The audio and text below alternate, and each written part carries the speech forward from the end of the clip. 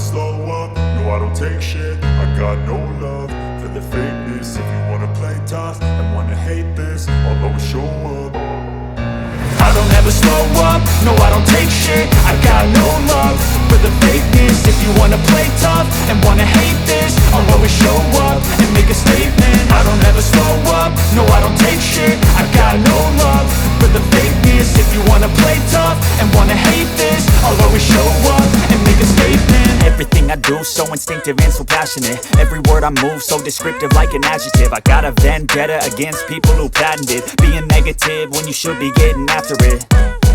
I got facts over tracks, this and that. Spitting slow, spitting fast, I could roast, I could gas. Think I'm okay at last, but I don't know if that can erase all the past. And the pettiness, a reflection of the emptiness. Hilarious, you think you're worth my time, you're delirious. Mysterious, because you hide behind a fake exterior. Inferior, you know I'll always be a bit superior. Get off of me, this ain't no humble brag. I want you to hear words, you can say them back. I want you to feel free from the chains at last, and to believe in what you got, it was built to last, yeah. Now that I've been put through hell, I never got anyone's help. I had to do it all myself.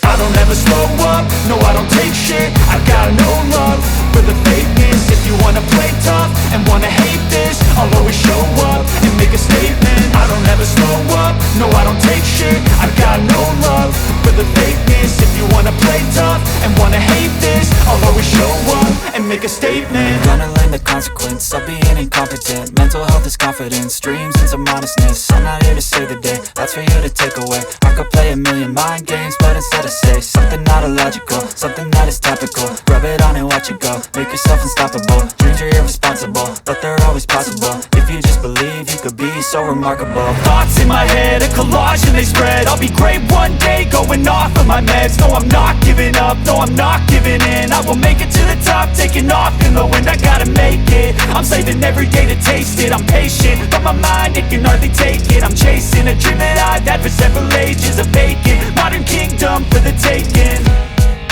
Now that I've been put through hell, I never got anyone's help.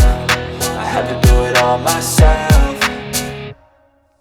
I don't ever slow up, no I don't take shit. I got no love for the fakeness. If you wanna play tough and wanna hate this, I'll always show up and make a statement. I don't ever slow up, no I don't take shit. I got no love for the fakeness. If you wanna play tough and wanna hate